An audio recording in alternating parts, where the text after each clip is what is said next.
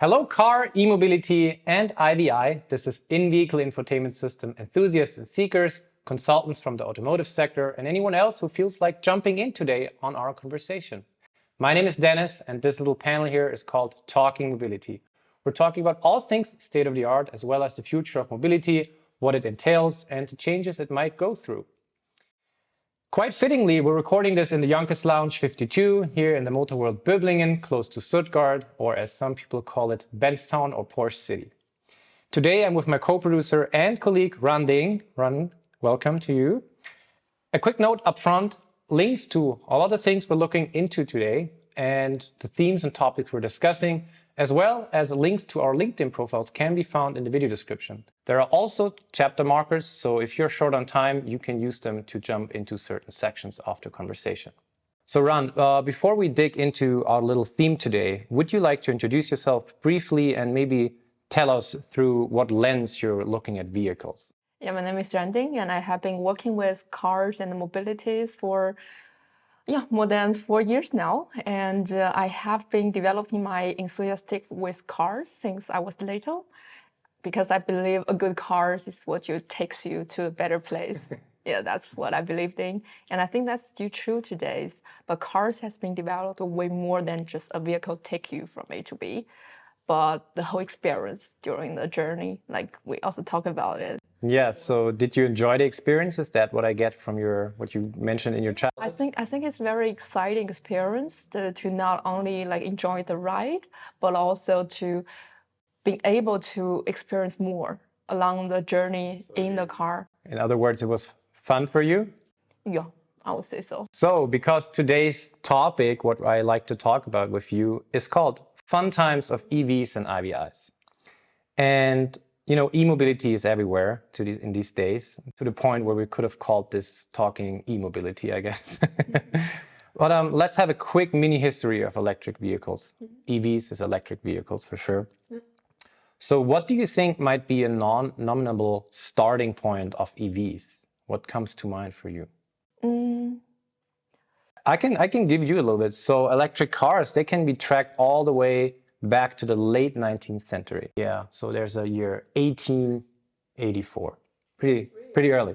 But the main drivers that renewed interest in electric cars were in the 1990s and 2000s, in which, like, you know, the concerns about air pollution, climate change, depletion of fossil fuels, definitely the main drivers. And yeah, the first electric car in the modern world was 1996. There was General Motors, and I brought one of those EV1, it's called. That's how it looked back in the day. Maybe we can put that a little bigger. Oh, that was too big. Yeah, so that's General Motors EV1. And since we're also talking about IVIs, let's have a quick look into the interior. That's how that looked. Very fancy. Back in the day.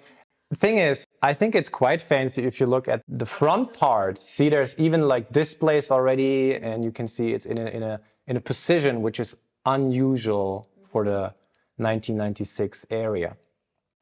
And then the very, very most famous car is the Toyota Prius Hybrid. That's from 1997. Let's have a quick look. I think most people will recognize that one, but that's the Toyota Prius. Obviously, it looks more futuristic nowadays. There's still versions of it. And also, let's have a look into that interior. That's how it looks. Oh yeah, that was too big. It's very advanced for a 90s.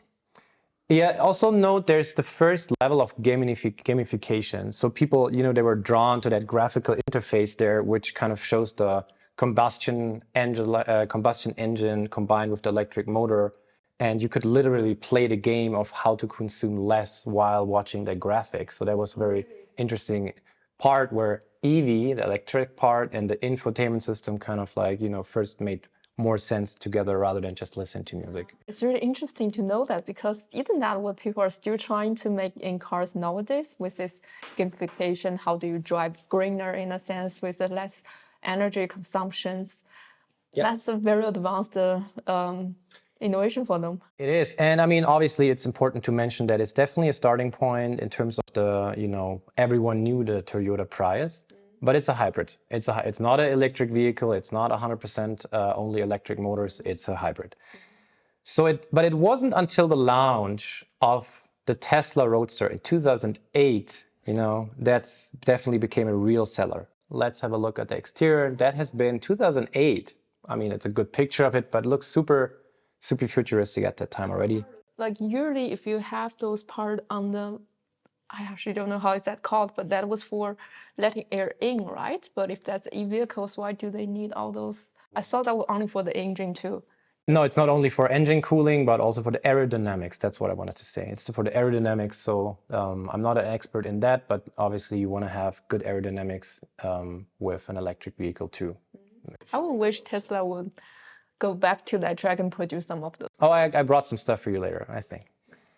So that has been the interior in 2008. Quite classic, but we want to mention the lower part here in the middle. There's also already this display. It showed you some information about the battery, also some extra info. So already, at least, you have 3 screens. You have the so-called combi display, where it shows you how fast you are and some of your consumption. Then you have the classic media mid display and a lower display for extra information, which has been maybe a little fancy. And that's actually also like the information that pump up to me when I look at it, is they really have a dedicated like meters or screens for different system. You see that they want to bring all this like the car part, the fun of the driving, the speed and everything in one part. And you need to have your infotainment to have music and other things in one part as a computer in the car, let's say. And then of course for the battery part, for the energies, you need another like panel to display that. And that's very interesting attempt of them. It's an interesting approach. Yeah. I agree. Brought one more picture of that interior. As you can see, there's different versions. So this one has a definitely less of a big display. I'm not 100% sure if this is something some customer built, I'm not sure about this. When you go into research, there has been definitely different versions out there, what people bought. But still you have that small display in here in the mid part of the section, and then the combi display over here behind the steering wheel, and here a classic radio.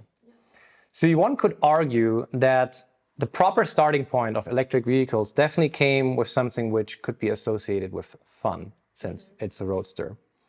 So what potential definitions of fun in the context of EV come to your mind? I think for sure to begin with, the driving experience itself, when it comes to cars, no matter if that's EV or normal cars, because I think with electric engines, they actually give you better accelerations, right? Like you actually reach to 0-100 kilometers per hour faster. That would be for most of the German guys I know, maybe like a big fun if you can really accelerate faster. Sure. But of course, not just driving experience. Everything in cars need to be fun as well, because electric cars somehow I think it's combined already with this image of futuristic and very customer-centric in a sense as well, because people even nowadays who actually would go for EVs because they still have a little bit like price premium on it. They are the ones who are committed to certain lifestyle, who want to like do something that is making their life more aligned with their values. So I think a very good lifestyle representative for the car, the EVs, and also all these digital services and applications you can get in car. If I might sum that up, there's definitely some of the fun parts you meant the driving experience. So that's different from combustion engine cars to electric vehicles. And there's 2 things. The instant torque, as we say, the instant torque, the instant acceleration, definitely more in the lower ends, from 0 to 100 is on a classic, or if you're talking in miles, it's like 0 to 60. But also the engine doesn't make the same noises. So it like feels different for everyone. Just an electric vehicle in itself, the driving experience, like, oh okay. But it's more fun or less fun? Good question. I think for some people it's more fun. I think for some people it's less fun. We come to that. I brought an example for that too. Somehow, and there's 2 main drivers I bring, that with electric vehicles, infotainment system, which we're talking about today, in-vehicle infotainment system, IVI, is kind of combined. But yes, some of the 5 points I want to mention in terms of fun of electric vehicles would be the instant torque, the quiet ride, then environmental benefits. Some people think it's not fun, but it's having a good feeling, I guess, to have zero emissions.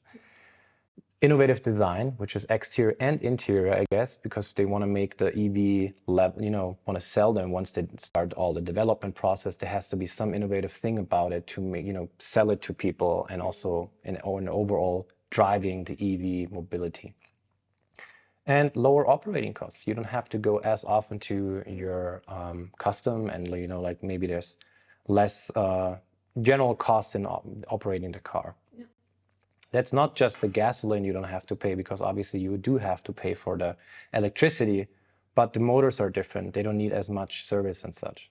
So yeah, and in terms of the importance of in-vehicle infotainment systems, specifically in electric vehicles, so in EVs, I want to talk about this quickly because, it's not entirely logical that infotainment systems developed so fast and you have all these touchscreens specifically for electric vehicles. That could have been the case with another classic combustion engine as well.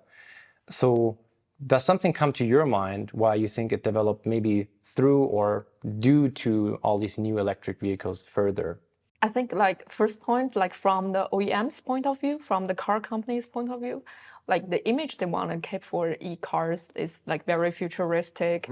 And of course they're selling that for still nowadays for a higher price premium. So they actually would have the budget to invest in it, I would say.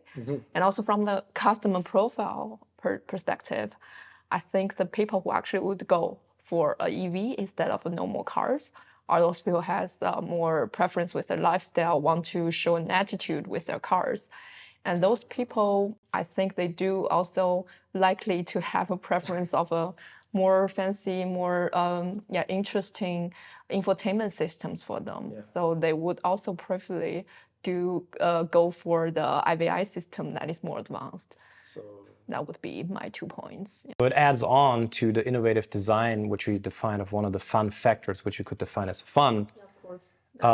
That you want to have an electric vehicle, and it should be something innovative in the design. And that includes the infotainment system and the interior, which is obviously combined. I do also brought 2 advocating factors for the evolution of these in-vehicle infotainment systems in EVs specifically. And I think one is in the vehicle, and the other one is, still growing and developing outside of the vehicle, the infrastructure. What I mean by that specifically in EVs, the driver must be alerted to more factors throughout the process, throughout the interface. That would be specifically the battery, the battery charge level, capacity and battery percentage, and remaining driver distance, driving distance, yeah. And as we saw earlier with the example of the gamification of the Toyota Prius, you cannot, you need definitely a bigger map. So that's why you need a bigger screen. You really always want to know where you are. Where's your next infrastructure? You're really dependent on that way more. And one of the fun parts we mentioned is you can accelerate fast, but it is also obviously it also costs more gas if you do that in a combustion engine. Yes. But with a battery, it's more important to have that somewhere on your screen and you have an overview of that because it's not easy to charge it anywhere. Yeah, it takes time and you have to think through. Even if I find the next infrastructure, it takes at least now some time to charge. So if you want to have all this fun with a Roadster, as we saw earlier, so these factors in electric vehicles, really, make their way into the infotainment system, which is some distinguishing factor between a combustion engine car and electric vehicle, which comes together in an infotainment system. And while we're talking, another point came into my mind. It's because you always need to wait nowadays for sometimes fastest one 15 minutes, 20 minutes to charge it to full. What are you doing with your time when it's charging, right? If you're sitting in the car, better you have something to play with. Maybe that's another reason. That is definitely a good point. So yeah, just in terms of infotainment systems, what factors come to your mind in modern infotainment systems? I can give you a few. There's gaming and entertainment options, maybe. Voice recognition and personal assistance. Does others come to your mind? This is probably too off, but I think one of them I don't know if you put that into in-car infotainment system or not, but the navigation part and how like interactive and intuitive that process is. I think that's a very important part in the end. The major role for you riding a car is to go from A to B with the most comfortable and easiest approach path. And also I think music, everything that is audio, I think is very important. Even nowadays, cars is like capable of providing with videos, gaming, everything, with even back real seats, displays, and everything. But I think like until we're still in the world that autonomous driving is not there yet, I think audio will still play a very major role. Either that's your music streaming or it's like radios. It does, yeah. So there's a lot of factors which make infotainment systems exciting and fun, since we're in the theme of fun times of EVs and infotainment systems. I brought also a quick X-course to the evolution of car infotainment systems. Let's look at this graphic quickly. So I don't think that this graphic is like the end-all be-all, but it's one direction where you can look at. So 1990s, we had the built-in GPS thing and navigation already. 1996, which is the OnStar system. That's one of the first things to be connected. You know that, OnStar? The remote assistant, right? Is it what they're doing? Yeah, or I think it's Mercedes calls it e-call, emergency call. Back in the day, in terms of connected cars, by the technological definition, it has been a connected car, but it's not what we mean nowadays, I guess, with connected cars. Yeah. But 1996 is exactly the time where we mentioned earlier, General Motors had their EV1. 1997, the Toyota Prius, so that fits quite well. This graphic puts the 2000s, 2001 to Bluetooth, which we all use nowadays to connect our phone, our smartphone, to the car. RTV, which is like rear top view or like the backwards driving camera, that's 2002. Blind spot mirroring, some functionality, which we some know, that's a little later. And then 2012, the first license for autonomous car, but that was, as we see the picture, it's one of those Google cars, which they used in some areas already, let them drive around themselves. Quite late, from my personal feeling, 2018, the cell phone ask key. I guess there's many reasons to that. I brought another graphic which brings the same stuff in another thing, and we can go from left to right. The 1930s, it starts a little more early. The radio with the AM. Important audio things, yes. I do agree. I couldn't agree more. I found that funny that you had in the 50s record players in a car, Not even a CD, it's a record player. Yeah. These vinyl, very cool. I don't know how they did the whole, anti-shaking thing. Probably the quality is really shaking. Yeah. And then 1960s, the 8-track cassettes and, stereo system in the car other than just a mono player. There's a problem with Android Auto and Apple CarPlay, which, they solved a lot of problems of the entertainment factor of the infotainment system. And you can use even the new of their like built-in, Google Maps or Waze or Apple Maps, all of these systems. And you don't have to rely on the sometimes not as good navigation systems which are built in from the manufacturers, from the OEMs. That's discussable, but I'm just saying you were able to use that. In an electric vehicle, you definitely have to rely on whatever system the company comes up with, because you have to have integrated, it has to be integrated inside of the car, because example-wise, you plan your route and the battery, the car needs to know that route in order to heat up the battery before you want to have a certain charge. And that's something that wouldn't happen if you just connect your phone via Apple CarPlay yet. Like Apple is trying their thing to get into this information of the car, but so far it only goes, mirroring. To this point, I actually want to share a very interesting story on the navigation, because we're talking about all the mappings, how important and integrated they are nowadays. Like I still remember when I was younger, like my parents and I, we love go on road trip. I remember me sitting on the passenger seat, actually holding a map and tell my dad, okay, now you need to turn. Of course, if you buy like map books, or I don't know if you call them map books, that you have really books and you can like and then you have zoomed in maps. No, it's actually a book. Okay. And so you have a bigger like map with a larger scale, and then you have really like for this city, we're really using that on the road trip because of course we didn't have like in-car infotainment. And where do you have a gas station? You basically need to just check, keep looking. Yeah, it would be hard to imagine that nowadays with like a navigation like even voice control navigation assistant that is helping you driving around. Yeah. You think it's hard to imagine that back in the day that we have all of these systems nowadays, right? Yes, and hard to imagine that backwards because I think we're talking about fun, right?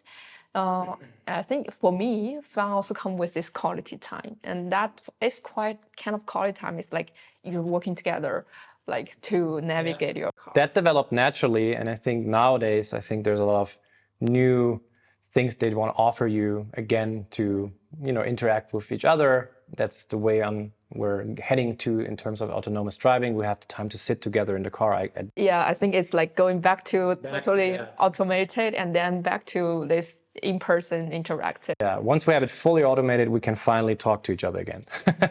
Until then, you are like having your own screen, even as a passenger, and all of that development. But yeah, since 2008, which has been the Tesla Roadster, 15 years have passed, and a lot of things developed, many levers have been moved, many industry got involved, regulations changed, infrastructure changed, a lot of things happened. And I think as a result, certain types of vehicles and infotainment systems entered the market, and in the beginning, they catered the broader masses. And I think now the willingness of the manufacturers is like rising to experiment. And so that's why I think the fun times of EVs just about to start in the last, let's say, 3 to 5 years. Mm-hmm. So I brought us some examples we want to look at. And before we jump into those, I want to just say we're only skimming those. We just want to look at some of the pictures. We could go deeply into each of those and each cars I brought today. But I just want to skim over to get a sense of the variety of different, the variety of dimensions of these different developments in terms of what can we define as fun. Oh, I haven't thought of that development. I haven't thought of that. So I brought, a variety rather than we go really deep into it. Show me, I'm already getting excited about it. And the first thing we're going to start with is supercars. How could we not? Yes, fun. Sure. I want to start with the one I showed you earlier. And as you might recognize, it's the Tesla Roadster, but some people call it 2.0 version. So yes, they are doing a new version of the Tesla Roadster, and it's not there on the roads yet. So there are videos of the car on the road, but it's all prototypes, and they're like, postponing the release date. Yeah, so you can reserve now. Yes, you can reserve it. That's a topic by itself, how a lot of this is happening in the EV sector. I think because it's Tesla, you're trusting them that at some point, later, they're going to be able to put the car on the actual road and sell it. So because they have the Tesla 3 and the Model Y and the Model S, and that works so far very well. Yes, this Roadster is as much postponed as the Cybertruck is, but still, that's how supposedly the interior should look like. And as far as I can tell, this is an actual photo. It almost looks rendered. If you look in the back, like in the upper part, you can see it's kind of a photo. There's someone standing, there's another car in the background, but it almost looks like a render. And it probably might be one, I'm just saying, that's definitely a very interesting interior design. They have the vertical screen again, where all the other cars move to some horizontal. Change back. And it's very, I think one thing to mention is it's pretty cleaned up. There's not much happening, other than this screen in the middle. And you have still something which is not a steering wheel, but it's called a yoke, which is Y-O-K-E. I feel like this is a very good comparison if you put this picture and all this Tesla with these 3 different displays together to see how this evolved. It's still an e-car, you probably need to track the battery life and everything, but it's so integrated into this almost self-looks screen in the middle. It is, yeah. And right there in front of the yoke, I think there's a little display and some information can happen here as well. Good, let's move on. That was just one of the examples of a supercar. Another one, Corvette E-Ray. That's how it's going to look. It's pretty much just an electrification of supercars, what's happening here. So this is not a full EV, it's a hybrid. One thing I want to mention is there is no extra cap to plug in this electric. It's only going to be charged through the normal gasoline combustion engine while driving. Huh. And the fun part why I'm mentioning is because we're talking today about fun. It really has nothing to do with energy saving. It has nothing to do with the spectrum of, like of the definitions of fun of any environmental benefits. Yeah. But they're using the fun part. They're using this electric motor to actually do AVD, like AWD, like all-wheel drive. So they're using this electric motor, which is just powered by the gasoline motor, which is also in there, to get this gap of instant torque, which the normal combustion engine didn't fill in. And I was noticing also in the Tesla video, they say like 0 to 60 miles per hour, that was 1.9 second. That's, whoa.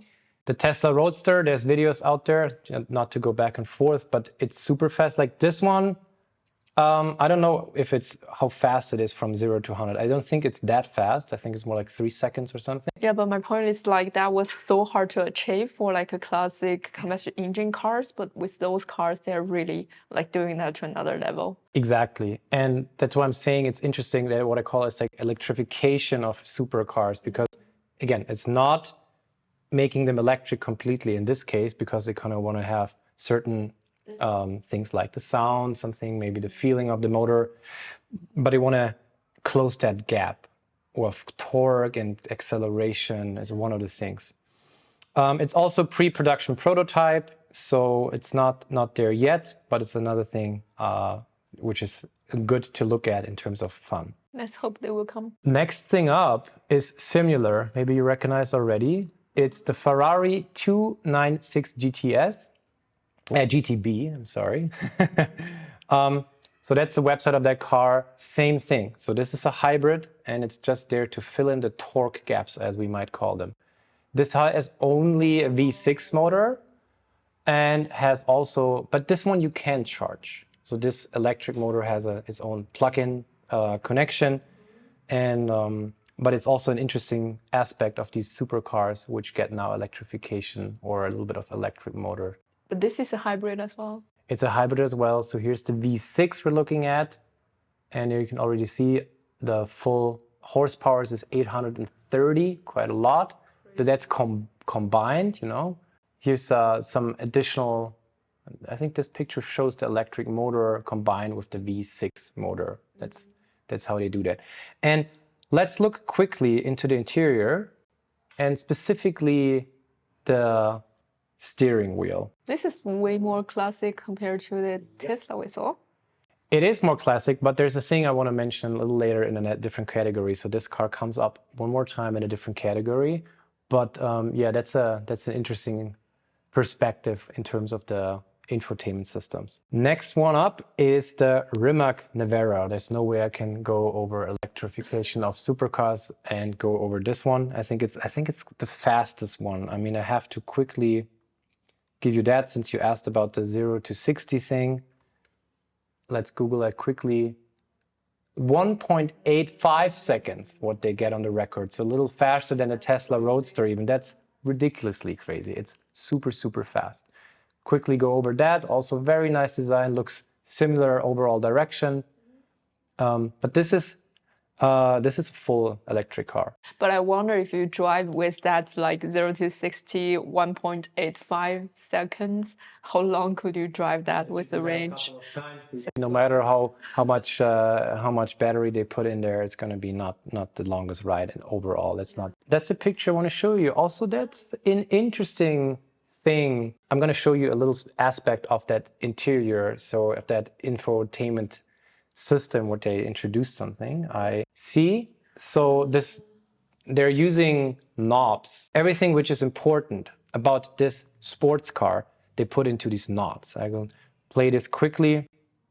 So you can just move certain things and you have the power you're putting on each thing, or maybe the driving mode just changing. And you have on the left side, I'm going to stop it. On the left side of the steering wheel, you have one of those knobs, and then you have another 2 knobs. Sometimes you just want that like mechanical thing to touch on. And I brought something up to this category, but it's something I want to mention at this point for the Rimac Nevera. And that gives you the emotions and I'm really tearing it up. Yeah, you're still touching something physically, a physical button, sure. So this car has a lot. It's a 1,914 horsepower. And there's another car which we have to go into quickly when we're talking about horsepowers. It's the Pininfarina Battista. Which language is that? It's an Italian car, and they say it's the most powerful Italian sports car ever. Pre-prototype, it's not there yet. Same thing, but it's gonna pretty likely come. Why I'm saying that is because the companies we looked at, they were able to put cars on the road. We were looking at Tesla Roadster, we were looking at the Corvette E-Ray, we were looking at Ferrari, the 296 GTP is already on the road, by the way.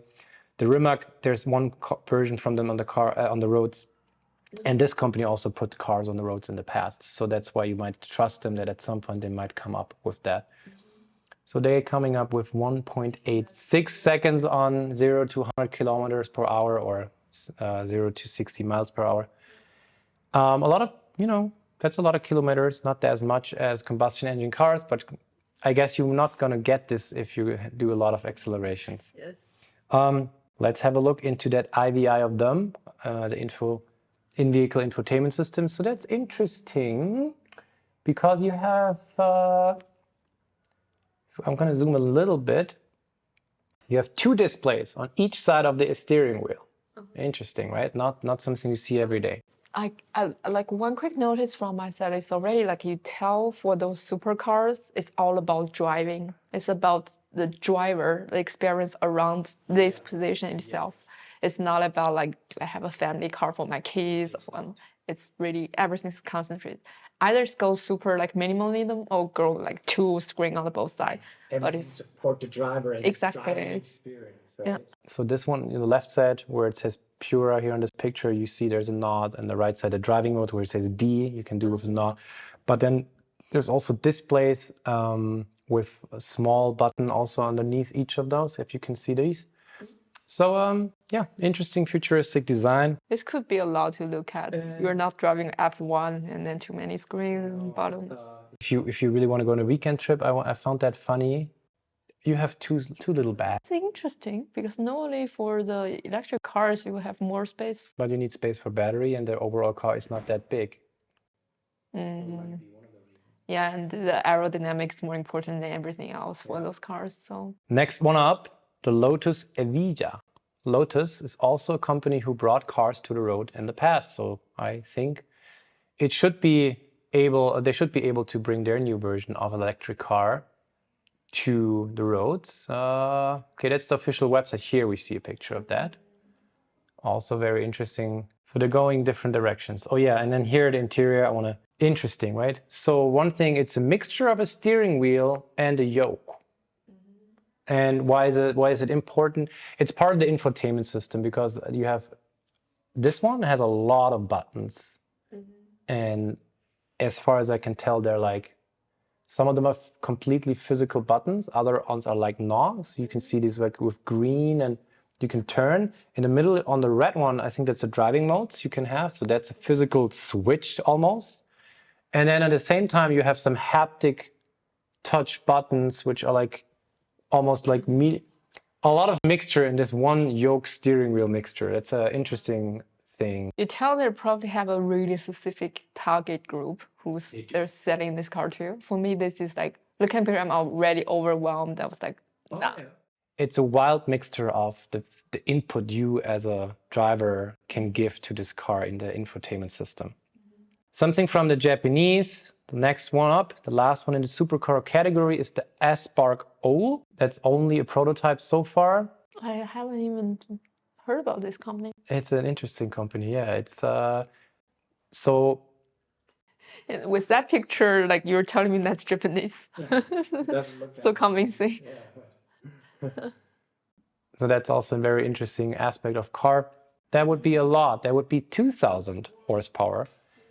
And if you do the release date, they're like saying whenever, and they hit like on some record, they're claiming even faster, 1.69 seconds. So they're getting closer to the 1.5 thing, which is, again, showing that this is really really prototype level. So that would be the furthest away from all the companies I was just showing you. Next category I brought for you would be startups that didn't make it yet. What I want to say is like there's a video from this YouTuber MKBHD, and he mentioning, I think it's nice to repeat that one more time, the 5 steps you can make like to make electric cars. The first step he's mentioning is create a clever name and to develop a unique idea for an electric vehicle. So one USP, yeah, one thing you want to, that's what we're selling, what no one else is having. Second, establish a company with a CEO, company culture, and talented team members. Make the company real.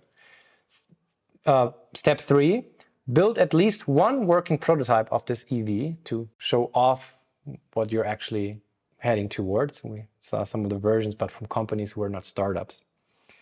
Number 4, generate attention and funding by showcasing this prototype, collecting pre-orders and attracting investors. And then step 5, use these funds to build a factory, develop the technology, and successfully ship the electric vehicle to customers. And it feels like almost all of these startups or some have problems with the step 5, right? And that's where all the real work skills and all these hard parts, challenges, the lack of knowledge of actually building a car. Yeah. It's not that easy. There's an honorable, the first thing I want to mention is the company Byton. Have you heard of it? It's a Chinese-German all-electric vehicle brand, and they were established in 2017 by a former BMW and Nissan, like by executives from both of these companies. Yes. And I think they unveiled their first concept car in 1 year later, 2018. They plan to launch their first M-Byte SUV model in late 19, but then they faced development delays and all of that. And it went on that they were like reorganizing and all of that. And then they entered bankruptcy in 2021. So as far as I know, and my quick research went, that the company Byton is not anymore there. Let's have a quick look on what they were about to do. That's something I found super cool. I'm not sure if there was already in a prototype actually built, but when I want to mention, it reminds me of something we have today. The display in its exact form. First of all, if we talk about the Mercedes electric car luxury, which is the EQS, it's called Hyperscreen, what they're having, which is not really one screen. It's like, I think it's 3 or 4 screens under one glass thing put together. This would be one big screen in one piece. And you can find that in a very similar form factor in the back seats of the BMW i7. It's called the theater mode or theater screen. So I would have found it very interesting. It's too bad that they didn't make it, apparently. Let's have a quick look at the exterior. I think the left one would have been the one they were like aiming at in the last, the M-Byte, the SUV version. On the right side, there's a sedan version. Looks more like standard, a little futuristic, as we talked about earlier. Also some fun direction. You totally see the difference from the supercars. Big difference. Very different approaches. Next one up, Canoo. So Canoo was founded also in 2017 by Stefan Krause and Ulrich Kranz. So Krause is a former CEO of the Deutsche Bank, and Kranz is a former senior executive at BMW again. So, and had the idea of the car, one had the money. They got funding from a Chinese investor. They're not bankrupt. They're like on their way, and I think they already showed actually now they're like, what does it say? The consumer version of the one vehicle they're concentrating on is expected to be in production in 2024. They tried to make it real. That's the car. Very different from the supercar, right? And as I mentioned earlier in the steps I was mentioning, they also have one thing they're selling you on, one USP. And this is also coming. It's in the long run coming from an airplane technology. But one thing they do have is steer-by-wire system. What does that mean? That means like this system, some people call it a drive-by-wire, is a technology that replaces the mechanical parts with electronic parts in the steering process to make it super, super simplified. So this steer-by-wheel drive uses electricity to control like how the car moves and how the transition from whatever you have as a steering wheel, something goes towards the wheels and all of that. Yeah, that was an old idea. So look how he turns. Just a little bit of movement on the steering wheel thing, and the car goes like almost like not 90 degrees, but it goes like super You can go like super, like you can like almost not 90 degrees, but like super close turns. Why do I need that technology?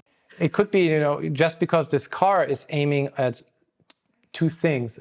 It's to transport a lot of people, you know, shuttle people around, or there's a lot how you put a lot of cargo into these cars to make them maybe in big cities or something. You want to have these close turns and So it's either just squeezing smaller places. exactly. And by this whole system replacing mechanical parts, you could also use the brake, and you know, you can program it since it's electronic. So you can program the car because electric motor maybe to have this whole, I'm not on the, there's no gas pedal in that sense, but the speed pedal, and you can use one pedal to do braking, and you could program it how you want it. You either use the brake and the speed thing, or you can program it to have one doing both. It's like a halfway meeting the autonomous driving cars.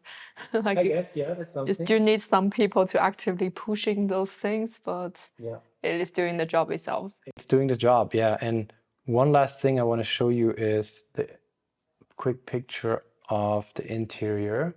So I guess you want to see maybe that. Let's check that. They do find a unique selling point. Definitely. Very different from what we had earlier, right? Okay, next one up is a startup from the United States. It's called Atlis Motors, and let's have a look on their website. A truck. Very, you know, it's still a company, and this is a prototype, and neither the exterior, which is strongly reminiscent of the Ford Lightning, yeah, nor the interior stands out. Yeah. But I would like to focus on one very specific thing this company kind of do the thing, and it's the ambition to charge extremely fast. 15 minutes charging using 1.5 megawatts. That's what they're claiming. So that's an interesting claim. Is that really safe? The article says that it was like a 1 megawatt charger, more or less, they were showing, and it would deliver up to 1,000 kilometers on range in a charge of 15 minutes. The website, as we just say, states even 1.5, but the article was, you know, is a little bit more new, and they actually had a video how they showed off the whole charging thing. So it is more from the car side or more from their charging posts, like the company is trying to make this car, but also like they will try, I guess, to make this car being able to be charged as fast. And they're also working, so what I found out, the plugs and the cables for Atlis megawatt charging were developed by the company itself. So they do the charging thing. Deliveries for the 2023 orders were scheduled to start from December 23, and they were booking orders for 2024. So same thing, it's always like 1 or 2 years ahead. away. Let's see. It's a lot. In the video of the article I was mentioning, there was only demonstrated. They didn't demonstrate it on a car, but they demonstrated on a so-called load bench and a Ladebank in German, which does not yet belong to the vehicle itself. To do that, like to demonstrate the charging, they needed three high-powered generators who outputted 500 kilowatts, 350 kilowatts, and 250 kilowatts, and put that all together. And you were seeing the charging where not goes like all the way up, but it went into jumps, and they were reaching up to 1.18 megawatts. So somewhere in between what the article mentions and what the website is kind of mentioned. And they needed to put this load bench they had to immerse that into two like huge water tanks to make it safe. So I think it's fair to say that they're still in development, but why I'm mentioning it, it's a fun perspective. I mean, wouldn't it be fun to charge this many kilometers in 15 minutes? Interesting perspective.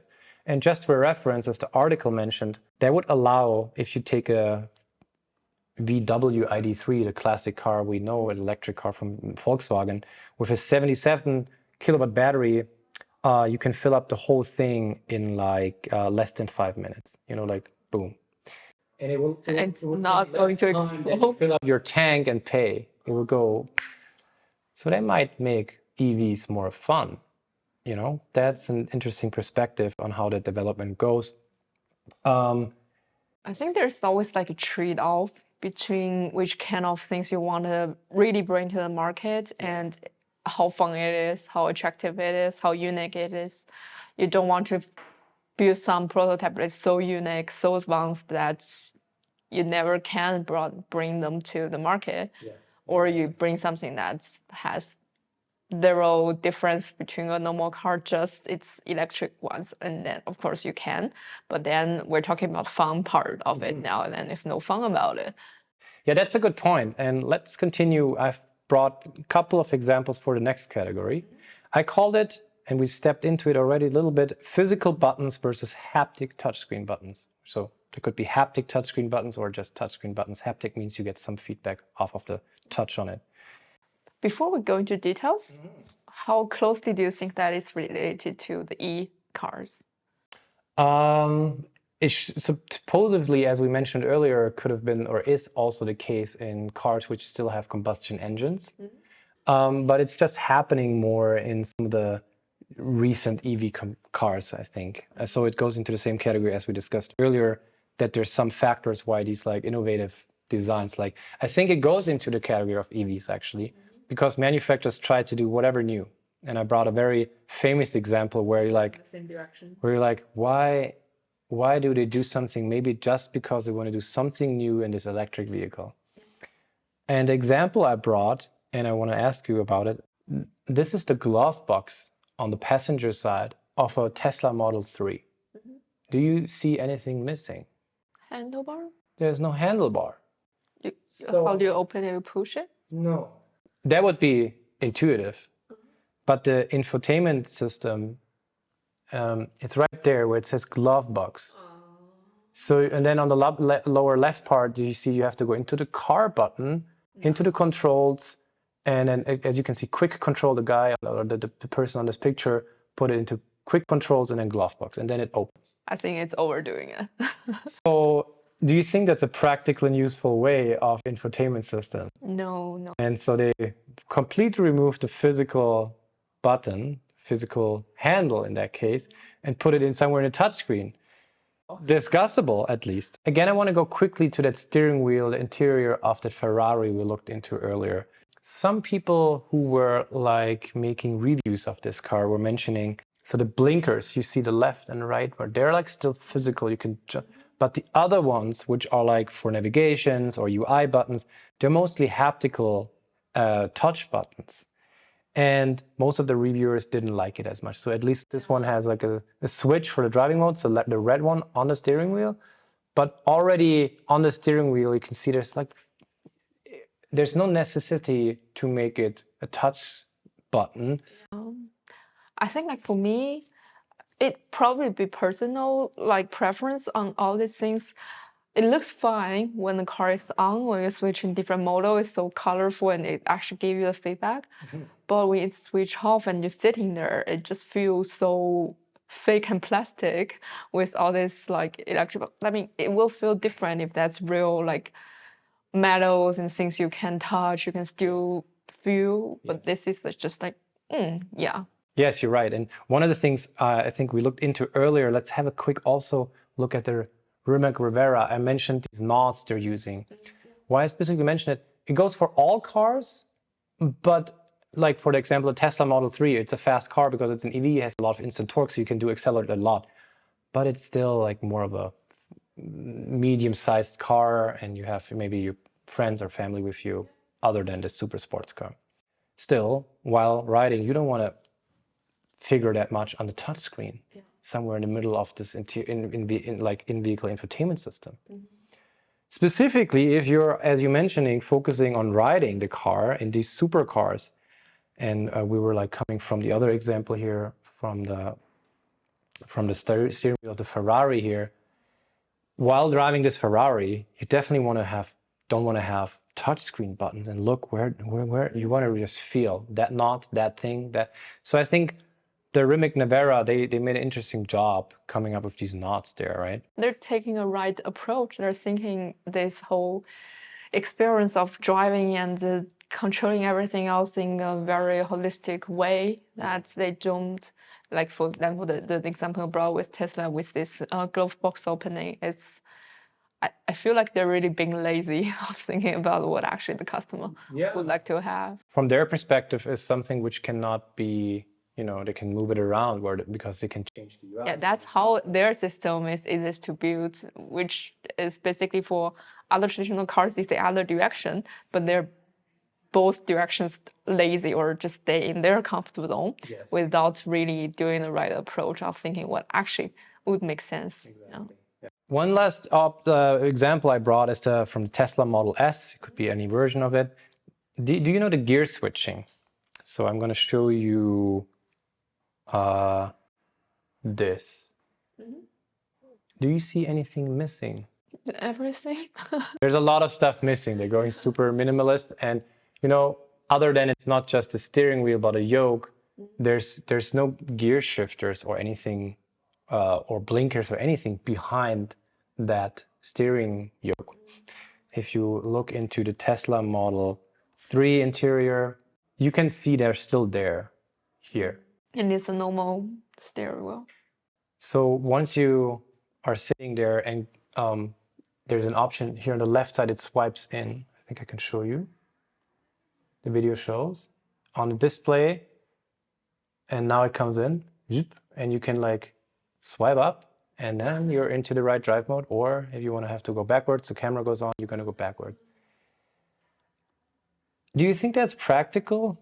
I mean, there's discussion. How stable the system is to begin with. Yeah. There's two things how they also back up the. I think what that might be funny or start to get more interesting is when this whole voice control is integrated. And then it's much easier when everything's like in the same infotainment system. Like gesture and all the swiping is still too much, but if I just like tell the car do what, and the car will. Exactly. That will be a point that I'll say like do integrate those. But maybe do both. Like so then my kids want to play tricks on me, and they're asking the car to switch they're asking the car switch the gears, or like switch the driving mode in terms of, there's no gears in most electric vehicles. That's why we need that to be so good that it also do the voice recognition. It shouldn't be anyone that is not driving who can do that. Yeah, with phones, like your Siri basically only respond to you. But with cars, technology's there. Let's see how fast they adapt. Because sometimes you need to restart the system, the touch screen. So there's nothing you can do. So they have a backup. They have the classic haptical touchscreen buttons in the middle of the of the car. Too much bugs when they're testing, so they say, okay. And people were like definitely reviewing these buttons also, like a little bit like you need to find first of them, and then you kind of have to press them quite maybe a little longer before they're reacting. So not the most convenient backup solution. I think it's still in beta, and it's only when the car is parked. So when the car gets parked, it will remember how you got into that parking spot, or it will look at what's around you throughout the cameras.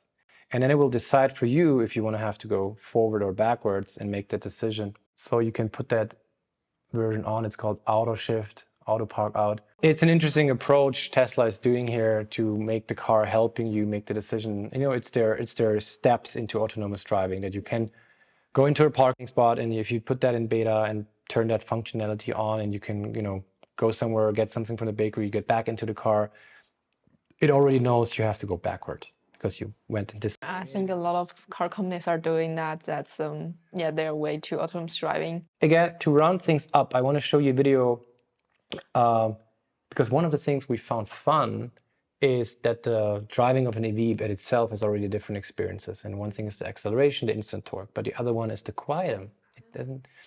So what does a company like Dodge is doing? If I know the company, they're probably just adding some sound. They're adding some sound. And this is a video from August 2022.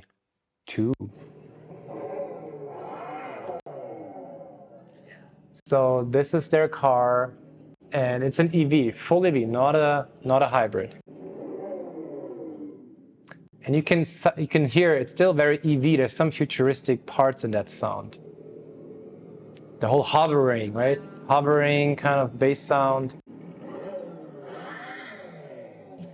Yeah, I think that's a very interesting function because probably the first impression reaction from people would be that it's just like you have to keep being annoying to people around you, even you're driving an EV. Yeah. But I do see other part of it as well because like those cars, the sound is not just for the people or the pedestrians or the cars around you, but also for the driver. I mean, if you want to have a Dodge, you want to have that sound. So they're trying to make this new. I don't know if it's annoying. You want to have that normally the nice sound of a V8 motor. It's some people just enjoy it. I mean, you can discuss forever if that's enjoyable. It's funny annoying because they don't have it, but. And they called their exhaust system a frasitonic chambered exhaust. So the whole purpose of their exhaust system is to produce a sound reminiscent of traditional V8 engines associated with these muscle cars, right? So that's there. The exhaust system uses chambers, plenums, pipes, and an exhaust outlet to create a sound by moving air through a speaker box. It's not only speakers. They're using actually the EV sound and tune it and tweak it. And why they do it is only because they also want to sell that, because people saying like you can not only put speakers in and try to like make loud sound. So they're like saying, no, it's just an, it's an actual exhaust system from there's some sound electric motors do. It's real time as you're just like interpreting what's the. Yeah, there's a lot of interpretation happening because the initial version, as you just heard, as I showed everyone in August 2022, has definitely more an electric sounding thing. And then they updated that to be more close to actually not go to electric, to actually really trying to go a classic American V8 engine. There's a video from this February 2023.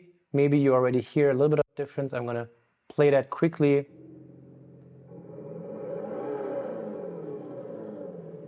Little lower pitch, more bass.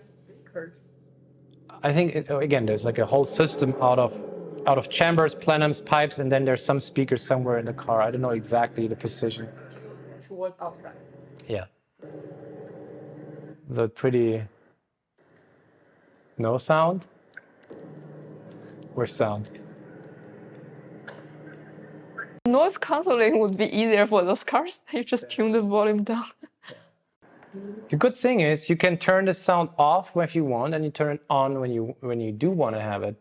So, for example, you want to buy this kind of car and you have a nice neighborhood and you don't want to, annoy your neighbors every morning when you go to work or somewhere else you want to go. You don't do it on, you turn it off. That goes also with some of the other cars. So actually, remember one of the supercars I was showing you where it was just an additional thing, this Corvette E-Ray, where they just put the motor in, which is not even chargeable. Still, you can have the silent mode. And actually, I think they put it somewhere on the website. Stealth mode. They call it stealth mode. So yeah, now you can, they see this, it says, leave the neighborhood quietly with stealth mode, and then you do your thing. That's an interesting perspective on that. So there's a couple of things we didn't go over. There's some interesting, fun directions. There's also an EV version of a Hummer, for example, and other cars we talked a little bit on over today. The F-150 Lightning from Ford, the Tesla Cybertruck. Maybe you want to have one last look into the interior of the Tesla Cybertruck. Let's do this. Does it look like a kitchen counter or not? Very much. So infotainment system, the infotainment system is classic. There's a screen in the middle, as you are familiar with the Teslas already. So, but the overall interior design is definitely something new, right? It's definitely a little even more minimalized, a lot of space they're using. For sure, you feel like you're missing a fruit basket on the counter. Exactly. Unfortunately, that's all the time we have for today, and therefore we must come to an end. But as we do in this show, I have the very last question to you.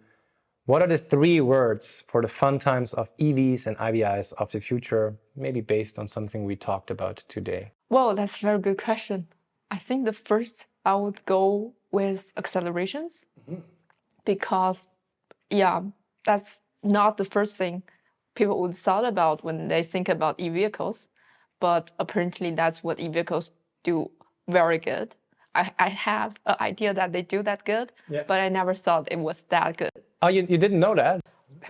crazy. I mean, who would need that? But only for fun that you need that. Okay. Yes, so I would say first is there's the whole acceleration topic. And the second one, I would go for like sustainability as an option. I think that's kind of frees you up also a little bit more. It's like you don't have to just go to EV because it's more environmental friendly. Yes. But have the option of that, but also have the option that could be more fun and could be more, give you more emotions. And that's the second part. Okay. It gives you more options. Yeah. And frees you up. And the third part, I would say that it's actually, again, the freedom. I think it frees you up with all the different options and all the more space you can play with, like sound, no sound, and super loud sound. So freedom from the manufacturer's perspective, maybe also to just like play around. Maybe they have their fun. Maybe that's the definition of freedom in terms of the future of fun times. Let's hope they have their fun and produce some really good product in the end. I hope so. Like I mean, I think it's necessary to really go for the broad market, but I do think, again, some of the examples we talked about today were just giving the direction of, okay, there's something to play with now. How do we do sound? The last example from the Dodge. How do we do supercars? Can we do some of the fun of the electric motor, put it in our classic car as long as we can produce them and want to sell them? Or can we do supercars who are completely electrified, stuff like that? And I think in terms of the infotainment systems, the in-vehicle infotainment systems, the IVIs, there's a lot they have to learn and maybe don't overdo in terms of design. We talked about physical versus touchscreen buttons, and there's like definitely downside and they overdo that. Yeah. And I guess also there's many examples we saw huge screens. We didn't look into it, but we talked quickly about their like screens like the hyperscreen for Mercedes. They have also for the passenger sides. Now many companies have that, specifically in EVs, a screen for the passenger. There's fun about that. It's really expanding the car, the experience of car itself, right? It's like if you're like a driver, you're looking to driving experience, fun of driving, it can offer you. If you're really a rider who just want to go from A to B, doing my own thing, it offers you all the options as well. If like whichever cars, if you want to have a kitchen in your car, you can have it as well. So I think in that case, it's really a very good room to bring all the technologies and innovations and bring more opportunities, more fun to mobility. Yeah, I hope I brought in some new perspectives for you and you liked some of the things we quickly went over and thought at least some of the processes of fun times of EVs and IVIs. Thank you very much for bringing all of them. They're really interesting. Some of them I never knew, and it actually has widened my eyes. Yes. Perfect. That's what it was supposed to do. And I hope everyone who was able to tune in had fun today. Thank you so much. We're looking forward for the next episode of Talking Mobility. Until then, see you next time.